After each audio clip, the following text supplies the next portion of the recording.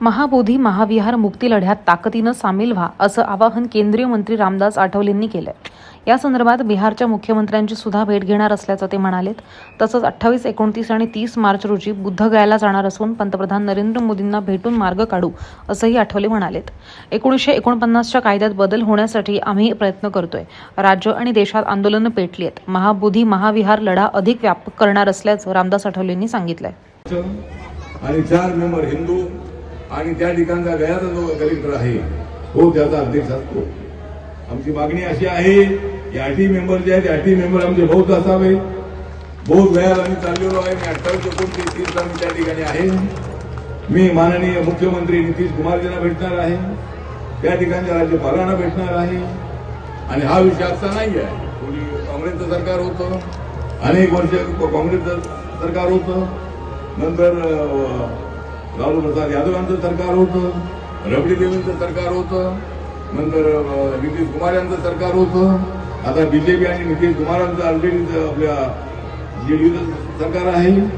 त्यामुळे कुठल्या तरी एखाद्या विषयावरती कुणावर तरी आरोप करून चालणार नाही। नरेंद्र मोदींच्या हातामध्ये हा तसा विषय नाही, पण नरेंद्र मोदींनी सांगू शकतात, नितीश कुमार यांना सांगू शकतात। त्यासाठी मी प्रयत्न करणार आहे। आणि 1949चा जो कायदा आहे त्या कायद्यामध्ये कसा बदल होऊ शकेल।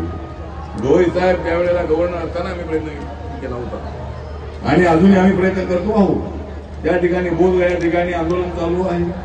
मुंबईमध्ये, पुण्यामध्ये, ठिकठिकाणी, साताऱ्यामध्ये, रायगडमध्ये, बीडमध्ये, औरंगाबादमध्ये, आपल्या संभाजीनगरमध्ये अनेक ठिकाणी अशा पद्धतीचं महाराष्ट्र आंदोलन झालेलं आहे।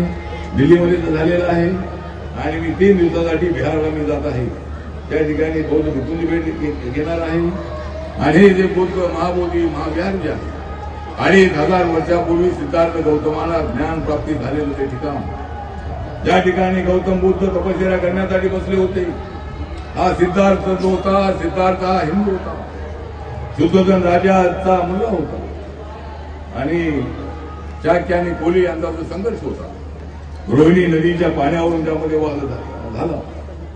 आणि असा संघर्ष मला नको आहे। मला माणसाला माणुसकी मिळवणारा विचार मला द्यायचा आहे, विज्ञानावर आधारलेला विचार मला द्यायचा आहे। आणि म्हणून सिद्धार्थ त्या ठिकाणी तपस्येला बसले आणि त्यांना 2500 वर्षापूर्वी ज्ञान प्राप्ती झाली। आणि आपल्याला इतिहास माहित आहे, त्यावेळेला सगळा देश बौद्ध होता। जे तक्षशिला विद्यापीठ आहे, तक्षशिला विद्यापीठ जे आहे, युनिव्हर्सिटी आहे, ते रावळपिंडीपासून 30 किलोमीटर अंतरावर आहे। त्या ठिकाणी मी 2 वेळा जाऊन आलेलो आहे।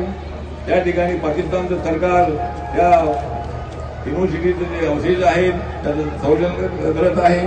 नालंदा युनिव्हर्सिटी बिहारमध्ये आहे, नालंदा या ठिकाणी आहे, ते त्या ठिकाणी सुद्धा एक भव्य अशा पद्धतीची युनिव्हर्सिटी राहणार आहे। आणि सगळा पाकिस्तान बुद्धिस्ट होता, बांगलादेश बुद्धिस्ट होता, श्रीलंका असेल, तैवान असेल, जपान असेल, कंबोडिया असेल, व्हिएतनाम असेल, थायलंड असेल, चायना असेल, अनेक देश होते अशा काळातले सगळे बौद्धमय झाले होते।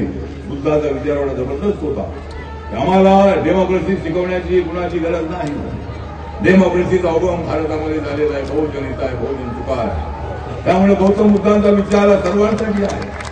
मी आपल्याला सांगतो की नरेंद्र मोदीजी हे हिंदू आहे, ओबीसी कम्युनिटी आहे। पण तुम्ही जर त्यांच्या अहमदाबादमध्ये ते मुख्यमंत्री असताना गांधीनगरमध्ये त्यांच्या सीएम हाऊसच्या बाहेर बुद्धाची मूर्ती आहे। मी त्यांना भेटण्यासाठी पूर्वी 2 वेळा गेलो होतो। मी त्यांच्यासोबत आलायमध्ये नव्हतो, पण मुख्यमंत्री म्हणून आमचं आंदोलन काँग्रेसच्या काळामध्ये सगळ्या देशभर चालायचं। सगळ्या मुख्यमंत्र्यांना जाऊन भेटत होतो। दलितांच्या हत्या थांबवा, आम्हाला 5 एकर जमीन द्या, किंवा अशा पद्धतीच्या अनेक मागण्यांसाठी आम्ही त्या ठिकाणी त्यांना मुख्यमंत्र्यांना भेटायचो। त्यावेळेला मी त्यांना भेटलो होतो, त्यावेळेला त्यांच्या घराच्या बाहेर आज आपण गेला मुख्यमंत्र्यांच्या आवासामध्ये, त्या ठिकाणी बुद्धाची मूर्ती आहे। त्यामुळे सांगायचं तात्पर्य एवढंच आहे की कोणीतरी पॉलिटिकली मोदी साहेब करतायत अशा पद्धतीची भूमिका मांडणं योग्य नाही। जरूर आम्ही त्यासाठी प्रयत्न करणार आहोत। हा अनेक वर्षांपासूनचा कायदा आहे, त्याच्यामध्ये सुधारणा होणं अत्यंत आवश्यक आहे। पण एक गोष्ट तुम्हाला सांगतो की बुद्धाला कोणी माणूस घेता मानो, पण बुद्ध विचार हा अनंत टिकणारा विचार आहे। बुद्ध विचाराला धोका कोणाला देता येणार आहे. जर कोणी त्याला बुद्ध विचाराला धोका तर आम्ही करून टाकू त्याचा धोका. आम्ही बुद्ध विचाराची एकनिष्ठ आहोत आणि बुद्धाचा विचार सर्वांसाठी विचार आहे, शांतीचा विचार आहे, विश्व शांतीचा विचार आहे. रशिया आणि युक्रेन युद्ध चाललेलं आहे, आता थोडं थांबण्याची शक्यता आहे. इस्रायल आणि हमास युद्ध चाललेलं आहे. अशा पद्धतीनं पूर्वी आम्हाला युद्ध नको आहे. नरेंद्र मोदी जे गेले होते भुवनेश्वरमध्ये, आपल्याला माझ्या कलिंगाचं जे युद्ध आहे ते भुवनेश्वर पासून 10 किलोमीटर कलिंग आहे. त्या ठिकाणी सम्राट अशोकाला मोठा विजय मिळाला होता आणि त्यानंतर सम्राट अशोक बुद्ध झाले होते. त्यांनी सोडलं होतं युद्ध आणि ते झाले होते बुद्ध आणि त्यांनी संपूर्ण जगामध्ये संपूर्ण बुद्ध धर्म पोचवण्याचा प्रयत्न केला होता. त्यामुळे बुद्धिझम हा सर्वश्रेष्ठ असा विचार आहे, समतेवर आधारलेला विचार आहे, अहंकार मुक्त शरीर करणारा विचार आहे, मेडिटेशन करण्यासाठी प्रोत्साहन देणारा विचार आहे, मन शांती जी आहे ती मन शांती करणारा विचार आहे आणि बुद्धिझम मधून मेडिटेशन आलेलं आहे. त्यामुळं ज्यांना तुम्हाला रोगमुक्त व्हायचं असेल, लवकर अटॅक येऊन असं वाटत असेल तर रोज मेडिटेशन करणं त्यांना आवश्यक आहे आणि मेडिटेशन करा आणि आपलं शरीर सुदृढ ठेवा. राहुदेव नाव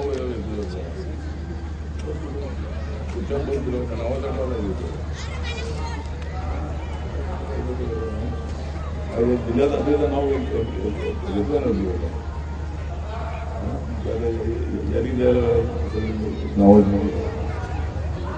त्यामुळं सांगा तू एवढा तुम्ही सगळे सर्व उभं राहिलेले आपण सगळ्या नावाचा विषय अजिबात नाही.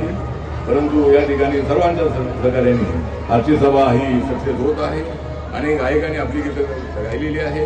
परिवर्तन कला महासंघाच्या वतीने अनेक शाहीर या ठिकाणी आले होते आणि आज या ठिकाणी आपली सभा होत आहे. आपल्या सर्वांना परत जायचं आहे आणि आपण सगळेजण त्या सभेला थांबलात त्याबद्दल आपल्या सगळ्यांचा आभार करतो आणि महाबोधी महाविहारासाठी चाललेल्या आंदोलनामध्ये आपण सहभागी व्हा. रिपब्लिकन पक्ष त्यामध्ये ऍक्टिव्ह आहे. सगळ्या देशामध्ये रिपब्लिकन आंदोलन सुरू आहे. आपण त्या आंदोलनामध्ये सामील व्हा एवढं त्या प्रसंगी आवाहन करतो आणि बाबासाहेब आंबेडकरांना वंदन करून या ठिकाणी आपला वेळ जास्त घेत नाही. आपल्या सगळ्यांसाठी आभार. नमो बुद्धाय. जय भीम, जय भारत, जय महाराष्ट्र. Thank you very much.